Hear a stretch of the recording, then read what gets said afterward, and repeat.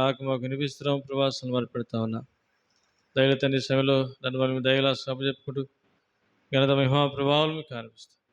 యేసుక్రీస్తు నామంలో ప్రార్థన చేసి వేడుకొస్తున్నాం తండ్రి, ఆమేన్.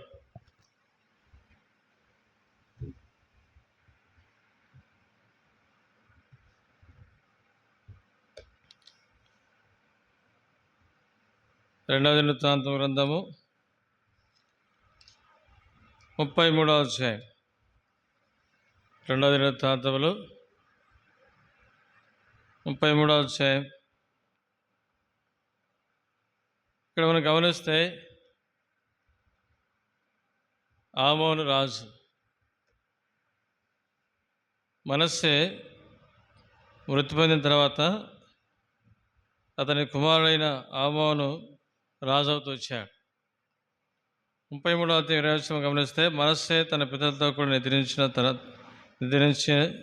తన నగరం ముందు పాత పెట్టబడను. అతని కుమారుడైన ఆమోను అతనికి మారుగా రాజు అయ్యను.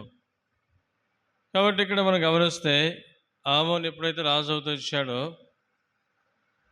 ఇక్కడ రాయబడిన మాట ఎప్పుడు ఎన్ని సంవత్సరాలప్పుడు అతను రాజు అవుతూ వచ్చాడంటే 22 ఏళ్ళప్పుడు రాజు అవుతూ వచ్చాడు. ఇస్లాంలో రాజు అవుతూ వచ్చాడు. అలాగనే ఎన్ని సంవత్సరాలు వెళ్తూ వచ్చాడట? 2 సంవత్సరాలు మాత్రమే రాజుగా పరిపాలన చేస్తూ వచ్చాడు.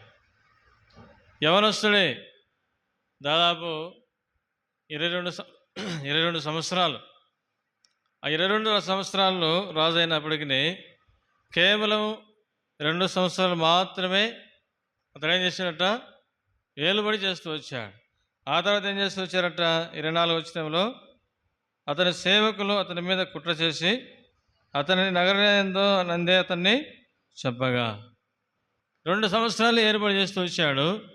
వెంటనే ఏం చేసినారు? అతని సేవకులతో చెప్తూ వచ్చారట.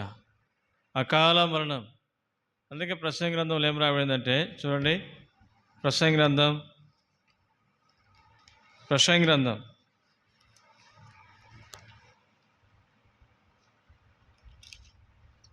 7వ అధ్యాయం 17 చదవండి. 7వ అధ్యాయం 17 వచనం. అధికముగా దుర్మార్గ పనులు చేయకము, బుద్ధిహీనముగా తిరగవద్దు. నీ కాలమునకు ముందుగా నీవేళ చనిపోదు. ప్రసంగి గ్రంథకర్త రాస్తా ఉన్నాడు, నీ కాలానికి ముందుగా నీవేళ చనిపోదు. ఎందుకు చనిపోతున్నాడంటే అధికంగా దుర్మార్గ పనులు చేస్తూ ఉన్నాడు, బుద్ధిహీనంగా తిరుగుతూ ఉన్నాడు. ఈ లోకంలో ప్రతి ఒక్కరు కూడా అకాల మరణాలు మరణిస్తూ ఉన్నట్టే ఆ వ్యక్తి దుర్మార్గంగా జీవిస్తూ ఉన్నాడని, బుద్ధిహీనంగా ప్రవర్తిస్తూ ఉన్నాడని. ఈ రాజు కూడా ఏం చేసినట్టే అకాల మరణమే, 2 సంవత్సరాలు మాత్రమే పరిపాలన చేసినాడు. ఏం కారణం అంటే ఇక్కడ చదవండి, ఇప్పుడు చదవండి 33వ అధ్యాయం 2వ దినవృత్తాంతములు 33వ అధ్యాయము 22వ వచనం చదవండి. అతడు తన తండ్రి అయిన మనస్సే నడిచినట్లు యెహోవా దృష్టికి చెడునడత నడిచెను. చెక్కుడు విగ్రహాలన్నింటినీ చాలు. ఇక్కడ మనం గమనిస్తే ఏం చేసినట్టుదా? తన తండ్రి అయిన మనస్సే నడిచినట్లు యెహోవా దృష్టికి చెడు నడత నడుస్తూ వచ్చాడు. అదే మన కింద గమనిస్తే 23వ వచనంలో 23వ వచనం చదవండి. తన తండ్రి అయిన మనస్సే గుణపడినట్లు యెహోవా సన్నిధిని పశ్చాత్తాపడు కాకను గుణపడకును ఈ ఆమోను అంతకంతకు ఎక్కువ ద్రోహ కార్యములను చేస్తూ వచ్చాను. కాబట్టి తండ్రి నడిచినట్టే చెడు నడత నడిచాడు, కరెక్టే. తండ్రి ఏం చేసినాడు? గుణపడ్డాడు, పశ్చాత్తాపడ్డాడు. మనం పోయిన బైబిల్లో చూసుకుంటూ వచ్చినాం. 33వ అధ్యాయం 12వ వచనంలో అతడు శ్రమలో ఉన్నప్పుడు తన దేవుడిని యెహోవాను బతిమాలుకొని తన పితరుల దేవుని సన్నిధిని తను తాను బహుగా తగ్గించుకొని కూర్చో ఏం చేశాడట? బహుగా తగ్గించుకున్నాడట దేవుని సన్నిధిలో. అందుకే 2వ దినవృత్తాంతం 7వ అధ్యాయం 14వ వచనంలో నా పేరు పెట్టిన నా జనులు తమ తాము తగ్గించుకొని తాము చెడు మార్గం విడిచిపెట్టి నా వైపు తిరిగి మళ్ళీ నేను వారి పాపములను క్షమిస్తానంటున్నాడు. అందుకే ఈ మనస్సే కూడా ఎప్పుడైతే దేవుని సన్నిధిలో బహుగా తగ్గించుకుంటూ వచ్చాడో, దేవుని బతిమలాడుకుంటూ వచ్చాడో, తన జీవితం మార్చబడుతూ వచ్చింది. అందుకే ఇక్కడ స్పష్టంగా రాయబడుతూ వచ్చింది, తన తండ్రి అయిన మనస్సే గుణపడినట్లు. గుణపడడం అంటే మనస్సు మార్చుకున్నాడు, హృదయం మార్చబడింది, తన హృదయం దేవుని వైపు తిరిగింది. అంతకుముందు దేవుని వైపు లేదు. ఇష్టానుసారంగా దేవుని విసర్జించి దేవుని కోపం పుట్టించే విధంగా జీవిస్తూ వచ్చాడు. అయితే ఎప్పుడైతే శ్రమలోనికి వెళ్ళాడో, శ్రమలో మొరపెడతా ఉన్నాడు దేవునికి. బహుగా తగ్గించుకొని దేవుని సన్నిధిలో ఏం చేశాడట, మొరలెడుతూ వచ్చి బతిమలాడుకున్నాడట. మనస్సే గుణపడ్డాడు, యెహోవా సన్నిధిలో పశ్చాత్తాపడుతూ వచ్చినాడు. అయితే తన తండ్రి నడిచిన మార్గంలో నడిచాడు కానీ రెండో పక్షాన్ని మనం గమనిస్తే తండ్రి తగ్గించుకొని దేవుని సన్నిధిలో పశ్చాత్తాపడినట్లు పశ్చాత్తాపం లేదు ఆమోను. అందుకే ఇక్కడ అంటున్నాడు 23వ వచనంలో, తన తండ్రి అయిన మనస్సే గుణపడినట్లు యెహోవా సన్నిధిని పశ్చాత్తాపడు కాకను గుణపడకను ఈ ఆమోను అంతకంతకు ఎక్కువ ద్రోహకార్యములు చేస్తూ వచ్చాడట. ఈ 2 సంవత్సరాలలో దేవునికి విరోధంగా చెడునడత నడుస్తూ వచ్చాడు. ఏం చేశాడంట? చెడునడత నడుస్తూ వచ్చాడు.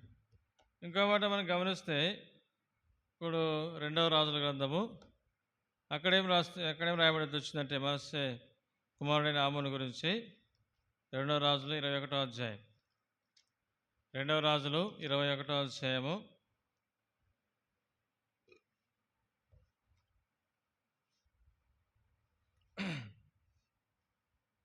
21వ అధ్యాయం చదవండి 19వ వచనం నుండి. ఆమోను ఏలనారంభించినప్పుడు 22 ఏళ్ల వాడై యెరూషలేమునందు 2 సంవత్సరములు ఏలెను.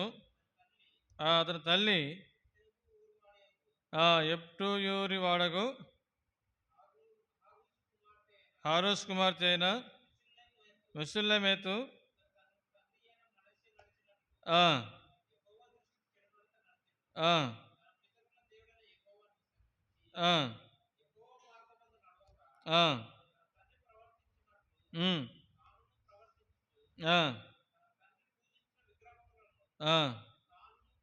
తానును పూజించిన చాలు. కాబట్టి ఏం చేశాడట? యెహోవాను విసర్జిస్తూ వచ్చాడు. 3 విషయాలు ఇక్కడ చెప్తూ వచ్చాడు. యెహోవాను విసర్జించి యెహోవా మార్గమందు నడవక తన తండ్రి ప్రవర్తించినట్లు తాను ప్రవర్తించు, తన తండ్రి పూజించిన విగ్రహములను తాను పూజిస్తూ వచ్చాడు. కాబట్టి విసర్జించాడు. ఎప్పుడైతే దేవుని విసర్జిస్తూ వచ్చాడో తన నడక మారింది, తన ప్రవర్తన మారింది. దేవునికి విరోధంగా విగ్రహాలను చేస్తూ ఉన్నాడు, దేవుణ్ణి విసర్జిస్తూ వచ్చాడు. బైబిల్ ఏం రాయబడి వచ్చిందంటే దేవుని విసర్జించమని ప్రభు చెప్పట్లేదు, కానీ ప్రభుని ఎరిగిన తర్వాత మనం దేన్ని విసర్జించాలా? యోబు గ్రంథంలో యోబు ఏం చేశాడు చూడండి. యోబు గ్రంథం 1వ అధ్యాయం 1వ వచనం చదవండి ఒకసారి. యోబు గ్రంథము 1వ అధ్యాయం 1వ వచనం. ఊజు దేశమునందు యోబు అనే ఒక మనుషుడు ఉండెను.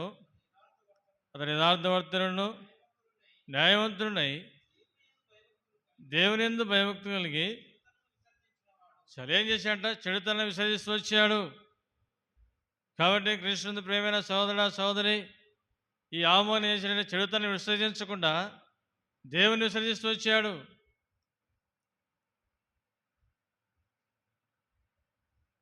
తన పితరుల దేవుడైన యెహోవాను విసర్జిస్తూ వచ్చాడు. అయితే నీవు నేనేం చేయాలా? ఆమోనైతే దేవుని విసర్జించాడు. మనమేం చేయాలా? చెడుతనాన్ని విసర్జించాలా? ఆమోను చెడుతనాన్ని విసర్జించలేకపోయినాడు. యోబు ఏం చేస్తూ ఉన్నాడు? యెహోవా యందు భయభక్తులు చెడుతనని విసర్జించినవాడు. కాబట్టి కృష్ణ ప్రియమైన సహోదరుడా, సహోదరి, దేవుని విసర్జిస్తా ఉన్నావా? చెడుతనాన్ని విసర్జిస్తా ఉన్నావా? వ్యక్తిగతంగా నీకే తెలుసు. ఆమోను అయితే ఏం చేస్తా ఉన్నాడు? దేవుణ్ణి విసర్జించినాడు. మనస్సే కూడా విసర్జించాడు దేవుణ్ణి. అయితే మనస్సు ఏం చేసినాడు? పశ్చాత్తాపడ్డాడు. దేవుని దగ్గరికి వచ్చినాడు. దేవుని బతిమలాడుకున్నాడు. దేవుని సన్నిధిలో తను తాను తగ్గించుకున్నాడు. అయితే మనస్సు అంటే తగ్గించుకోలేదు. మనస్సు అంటున్నా ఆమోను తగ్గించుకోలేదు. అయితే ఒకవేళ ఆమోను కూడా తగ్గించుకుని ఉంటే పరిపాలన ఎక్కువ చేసేవాడు, అకాలంగా మరణించేవాడు కాదు. అందుకే మొట్టమొదటిగా నీవు నేను దేన్ని విసర్జించాలంటే చెడుతనాన్ని విసర్జించాలా.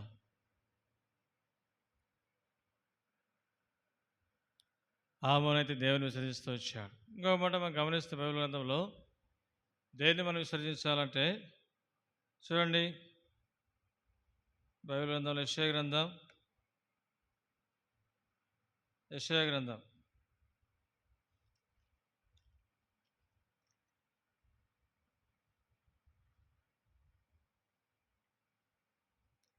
7వ అధ్యాయం 15వ వచనం.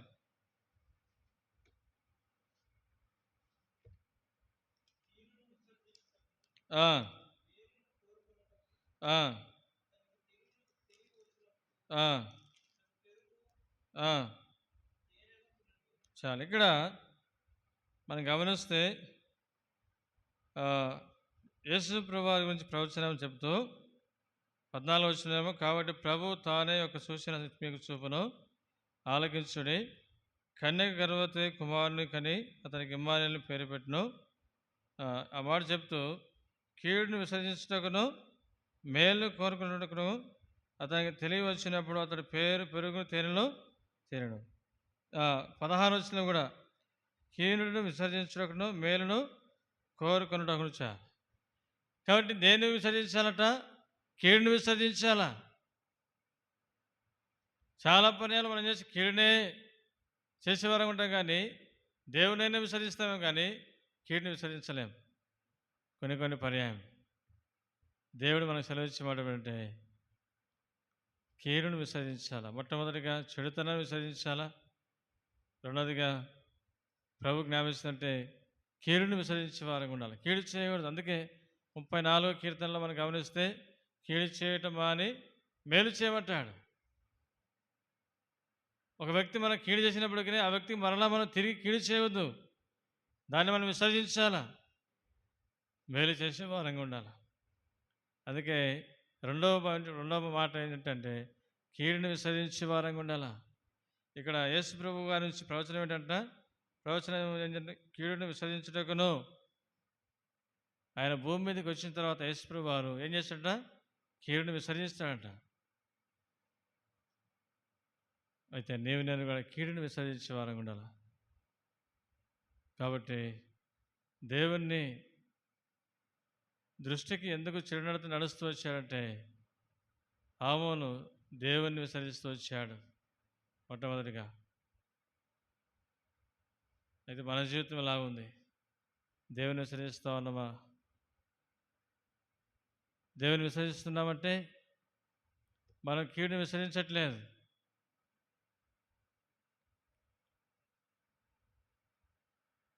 చెడుతనాన్ని విసర్జించట్లేదు. అలా ఉన్నామంటే మన దేవుని మనం విసర్జిస్తున్నట్లే. మనకు ఆమెకు తేడా లేదు. కాబట్టి ఒకసారి మన అంతరంగ హృదయాలు పరిశీలన చేసుకుందాం. భూమి మీద దేన్ని మనం విసరిస్తూ ఉన్నాం? దేవుని విసరిస్తూ ఉన్నామా? రెండవ పక్షాన దేవుని మనం విసరించలేదు అంటే చెడుతనాన్ని విసరించాలా, కీడుని విసరించే వారంగా ఉండాలి. చూడండి ఇంకొక మాట, రోమిల రాశిపత్రికలో, రోమిల రాశిపత్రిక 12వ అధ్యాయం, 13వ అధ్యాయం 12వ వచనం.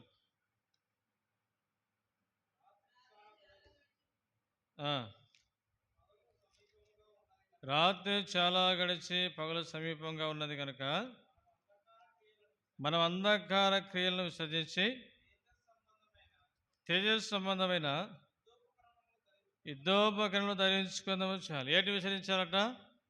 అంధకార క్రియలు, అంధకార సంబంధమైనవి, వాటిని విసర్జించాలా. చీకటి సంబంధాన్ని విసర్జించాలా. దేవునికి ఇష్టం కాని ప్రతిది కూడా అంధకార సంబంధమైంది.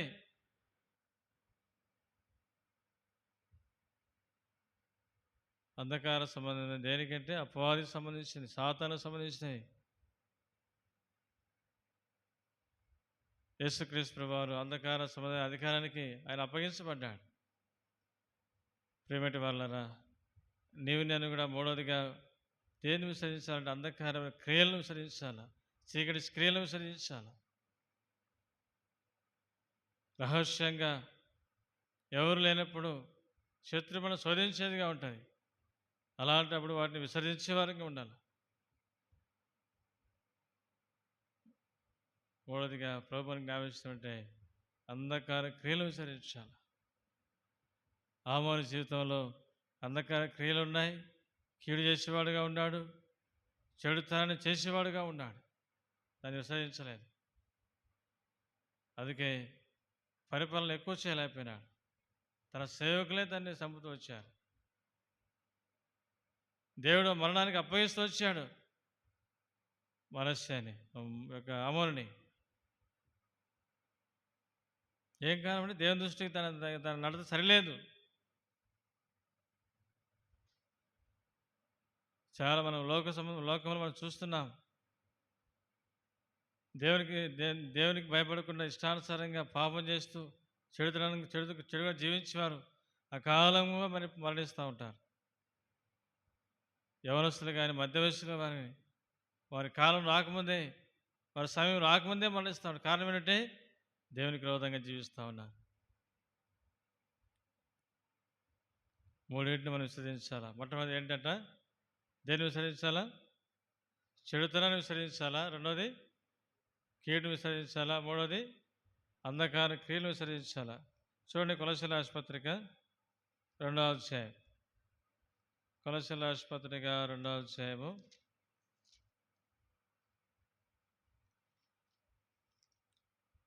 2వ అధ్యాయం 11వ చదవండి. మీరును క్రీస్తు సున్నతియందు శరీరేచ్ఛలతో కూడిన స్వభావమును విసర్జించి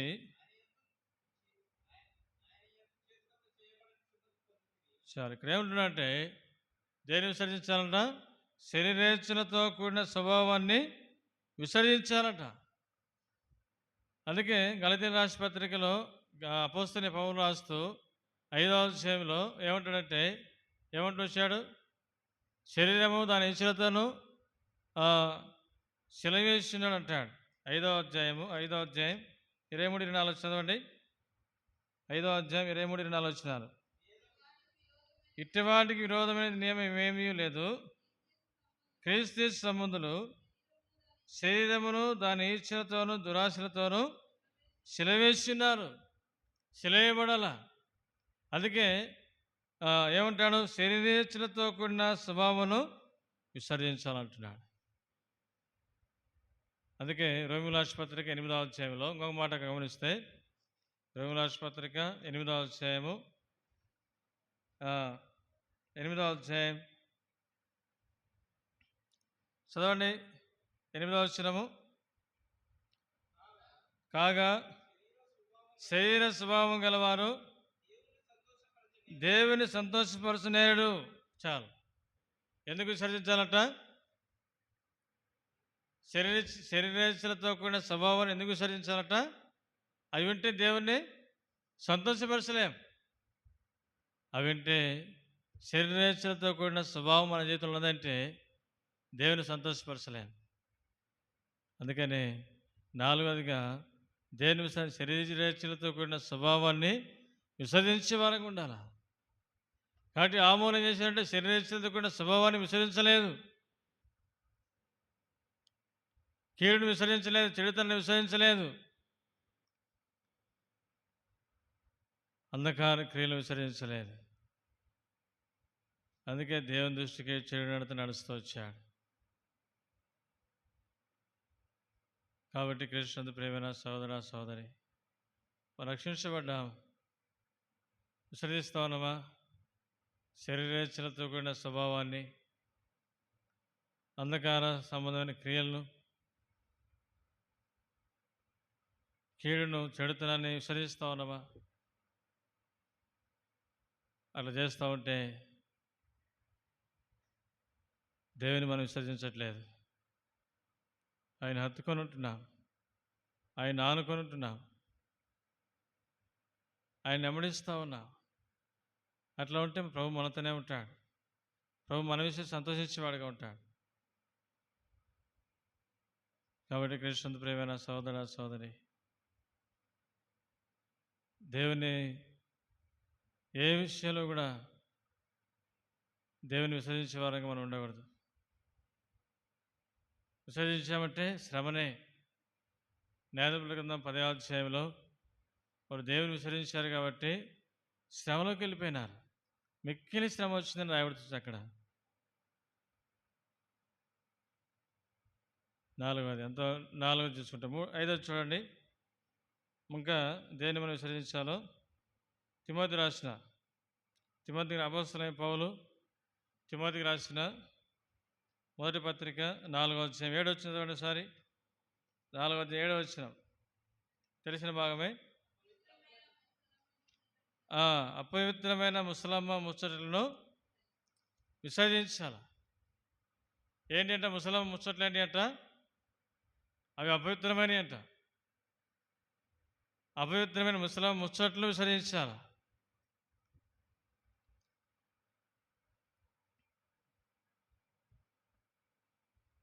ఒకవేళ అవి ఉన్నాయంటే,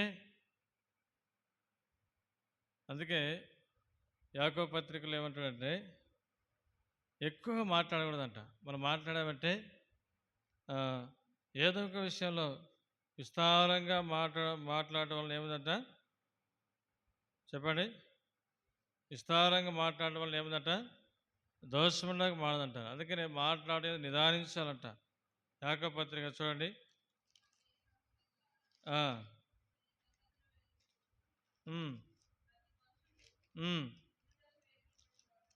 మొదటి అధ్యాయం 19వ వచనం. వినుటకు వేగిరపడవాడును, మాట్లాడి నిదానించువాడును, కోపించుటకు నిదానించాలంట. మాట్లాడేటప్పుడు నిదానించాలంటున్నాడు. అయితే వినే విషయంలో వేగిరపడాలంటా ఉన్నాడు. అందుకనే విస్తారంగా మాటలు పెట్టుకోకూడదు ఎప్పటికైనా. అందుకే ఇక్కడ అంటాడు తిమోతికి రాసిన అపోస్తలుడైన పౌలు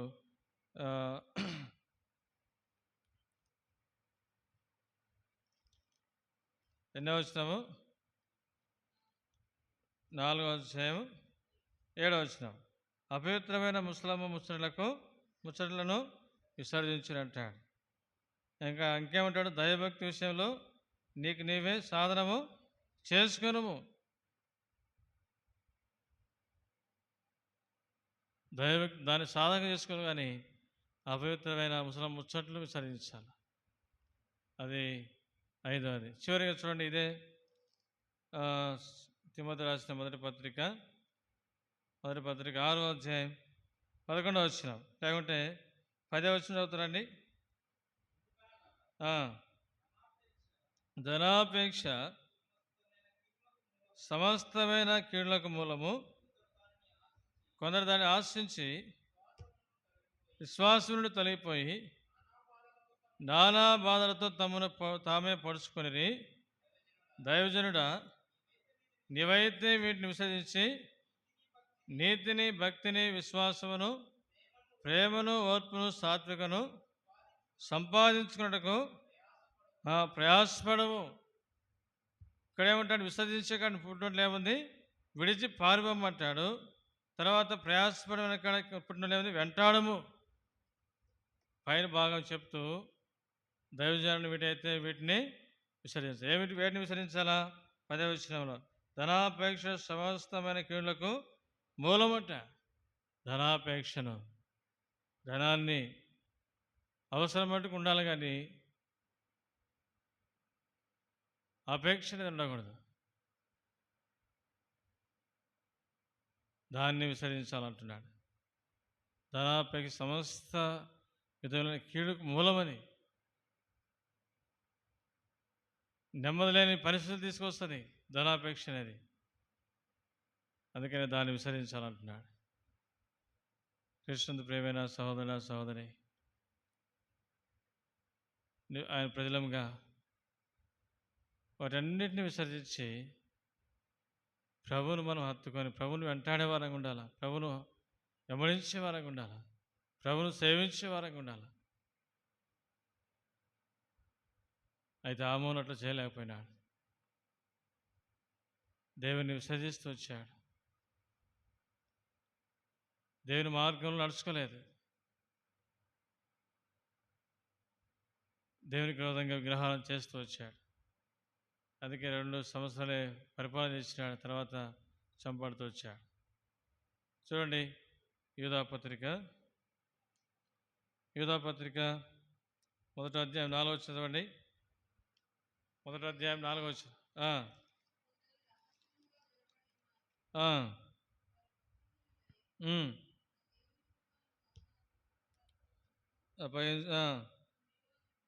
దుర్వినియోగపరచు తమ అద్వితీయ నాథులను ప్రభువైన యేసుక్రీస్తును విసర్జిస్తూ ఉన్నారు. తీర్పు పొందుటకు వారు పూర్వమందే సూచింపబడి ఉన్నారు. కాబట్టి యేసుక్రీస్తు ప్రభువుని తృణీకరిస్తూ ఉన్నారట, విసర్జిస్తూ ఉన్నారు. చూడండి, పేతురు రాసిన 2వ పత్రిక 2వ అధ్యాయం 1వ వచనం చదవండి.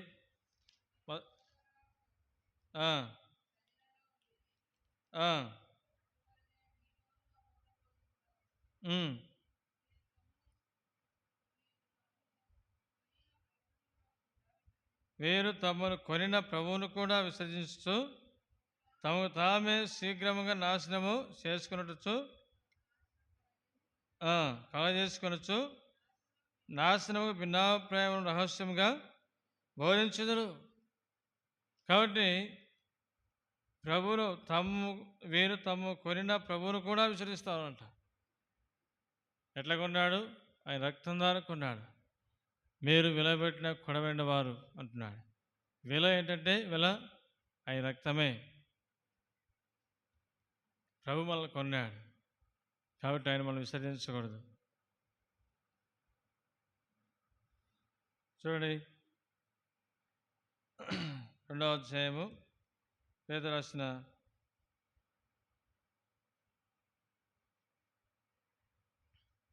ఇర్మీయా గ్రంథం 17వ అధ్యాయము 13వ చదవండి ఒకసారి. 17, 13.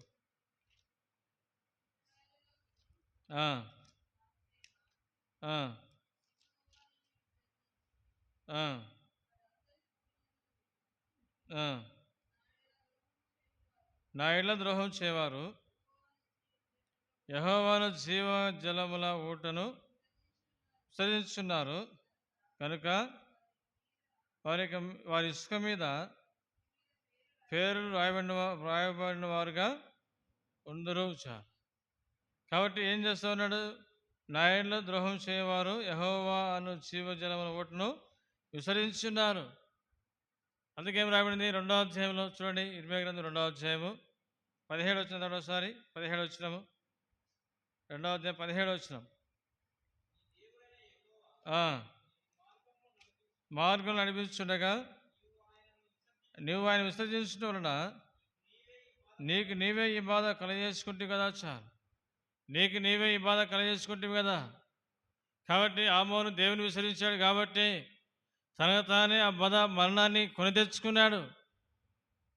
నీకు నీవే ఈ బాధ కలగజేసుకుంటే కదా అంటున్నాడు. మొదటి సమయంలో కింద 15వ అధ్యాయంలో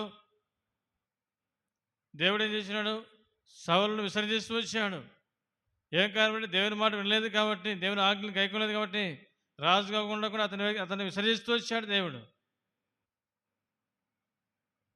దేవుని ద్వారా విసరించబడుతూ వచ్చాడు. ఏం కారణము? అంతకుముందు దేవుని విసరించినాడు. తలంపు ఏమిటంటే ఆమోను దేవుని విసర్జిస్తూ వచ్చాడు. మనస్సు కూడా విసర్జించినాడు. అయితే పశ్చాత్తాపడ్డాడు, దేవుని బతిమలాడుకున్నాడు. దావీదు కూడా 2 సమయాల కింద 12వ అధ్యాయంలో దేవునికి విరోధంగా జీవించడం ద్వారా దేవుని విసర్జించాడు.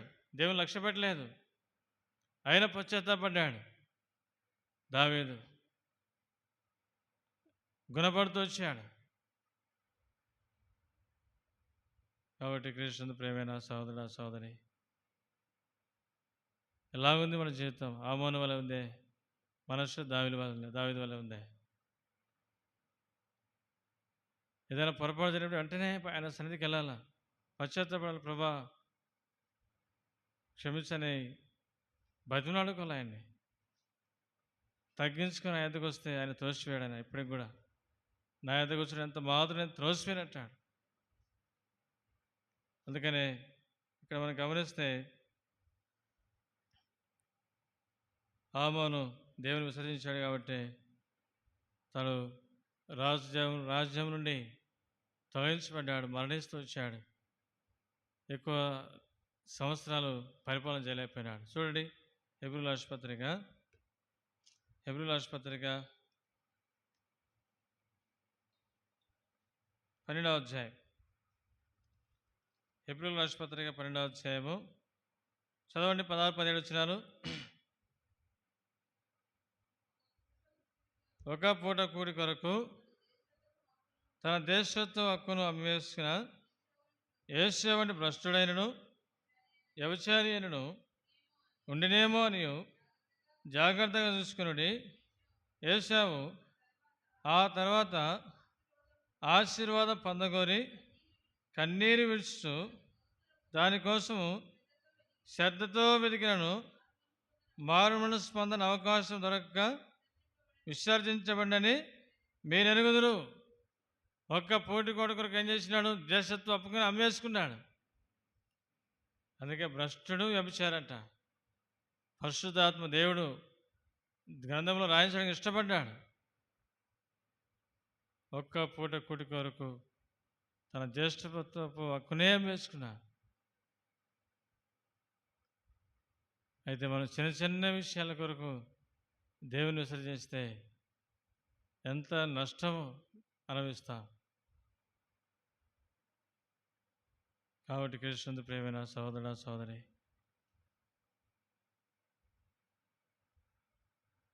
దేవుడు 6 విషయాలు మనకు జ్ఞాపకిస్తూ వచ్చాడు. దేన్ని విసర్జించాలా? వాటిని విసర్జించలేదంటే దేవుని మనం విసర్జించినట్లు. విసర్జించామంటే శ్రమకు గురవుతాం, నష్టపోయే వారంగా ఉంటాం ఆత్మీయంగా. చూడండి, న్యాయాధిపతుల గ్రంథము ఒక మాట 10వ అధ్యాయం. వారు దేవుని విసర్జించారు కాబట్టి న్యాయాధిపతుల గ్రంథము 10వ అధ్యాయం 8-9 వచనాలు చదవండి. 8-9 వచనాలు. వారు ఆ సంవత్సరం మొదలుకొని ఇశ్రాయేలీయులను, అనగా యోర్దాన్ అవతలనున్న గిలాదు నందలి అమోరీల దేశంలో కాపురమున్న ఇశ్రాయేలీయులను 18 సంవత్సరములు చితకొట్టి అణిచివేసిరి. మరి అమోనీయులు ఎఫ్రాయిమీలతోనూ యుద్ధం చేయుటకు ఏం కలిగిందంట? ఇశ్రాయేలీయులకు మిక్కిలి శ్రమ కలిగింది. మిక్కిలి శ్రమ. కారణం ఏంటంటే 6వ వచనం చదవండి ఒకసారి. ఇశ్రాయేలీయులు యెహోవా సన్నిధిని మరలా దుష్ప్రవర్తనలైరి. ఏం చేశారట? యెహోవాను విసర్జిస్తూ వచ్చారు. అందుకే 18 సంవత్సరాలు చితకొట్టి అణిచివేశారట. అందుకే 9వ వచనం సరికి ఇశ్రాయేలీయులకు మిక్కిలి శ్రమ కలిగాను. తలంపు ఏమిటంటే దేవుని మనం విసరించామంటే మనకు మనమే శ్రమ కొని తెచ్చుకుంటాం. చూడండి సామెతల గ్రంథం, లేకపోతే దానికన్నా ముందుగా హెబ్రీయుల రాసిన పత్రిక, హెబ్రీయుల రాసిన పత్రిక చదువుకుంటూ వచ్చినాము. సామెతల గ్రంథం 7వ అధ్యాయం 32వ వచనం. సామెతల గ్రంథం 7వ అధ్యాయం 32వ వచనం. 7:32.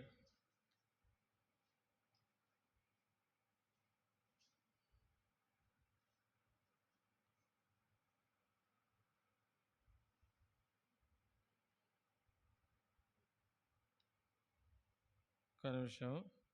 యెషయా గ్రంథం 1:28 చూడండి. 1:28.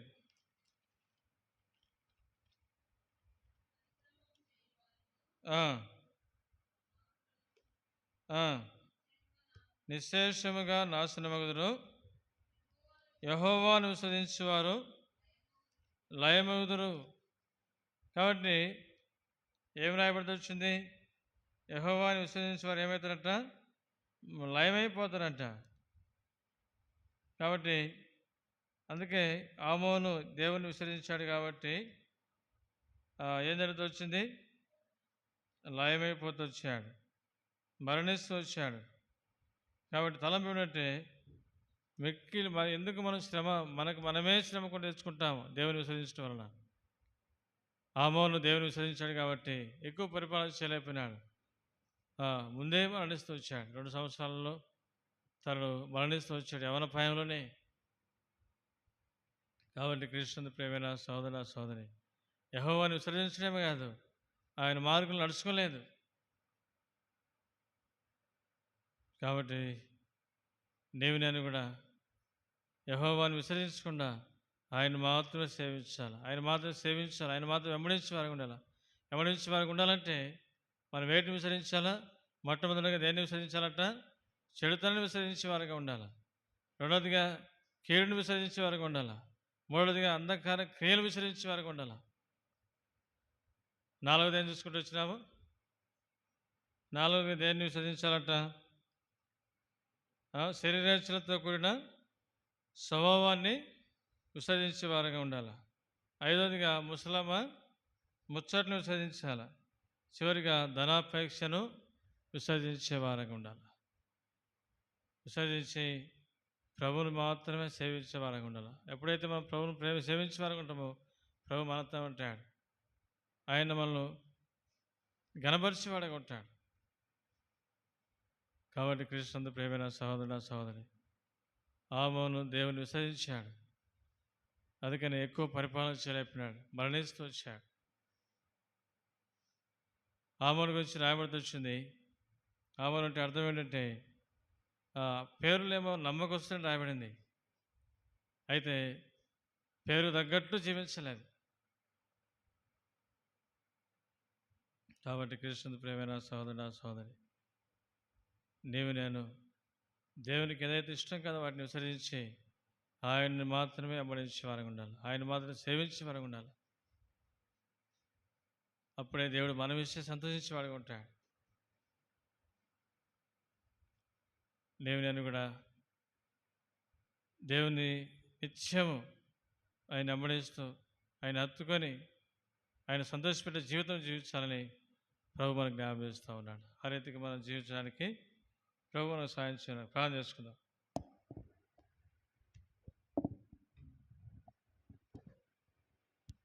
ప్రేమికుల పరలోక తండ్రి,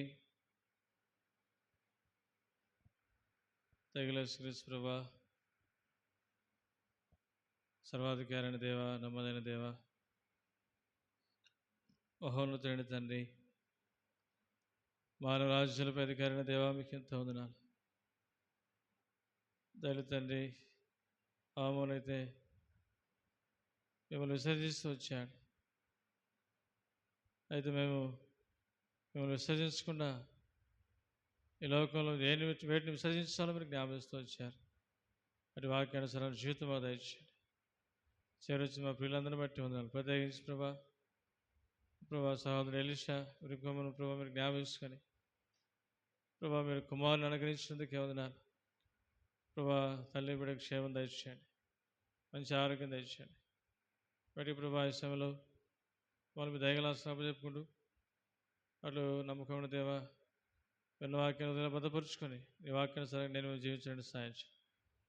వాళ్ళు మీకు అప్పచెప్పుకుంటూ ఘనత మహిమా ప్రభావాలు మీకు ఆరంభిస్తాం. దయలో తండ్రి మీరు ఎప్పుడు వస్తారో తెలియదు అయినా నమ్మకమైన దేవా ఎప్పుడు మేము ఈ లోకం నిలుస్తామే తెలియదు. దయలు మా తండ్రి నమ్మకమైన దేవా మీరే మమ్మల్ని నడిపిస్తున్నాం ప్రభా స్మరణ పెడుతూ ఉన్నా దేవా. ప్రభా సదాకాలం దేవుడు అయిన మా దేవుడు మరణ వరకు నడిపించేవాడు ప్రభా. అందుని బట్టి హృదయపూర్వక వందనాలు. వెటుకు ప్రభా ఈ సమయంలో నన్ను మీకు అప్పచెప్పుకుంటూ ఘనత మహిమా ప్రభావాలు మీకు ఆరంభిస్తాం. యేసు క్రీస్తు నామంలో ప్రార్థన చేసి శుద్ధించి వేడుకొనుచున్నాం తండ్రి, ఆమేన్. మన తండ్రి అయిన దేవుని ప్రేమ, ప్రభువైన యేసు క్రీస్తు వారి కృప, పరిశుద్ధాత్మని యొక్క అన్యోన్య సహవాసం ఇక్కడ కూరిన ప్రతి ఒక్కరికి సకల పరిశుద్ధులకును ఆయన ప్రేమించే వారందరికీ సదాకాలంతో నడిపించుగాక, ఆమేన్.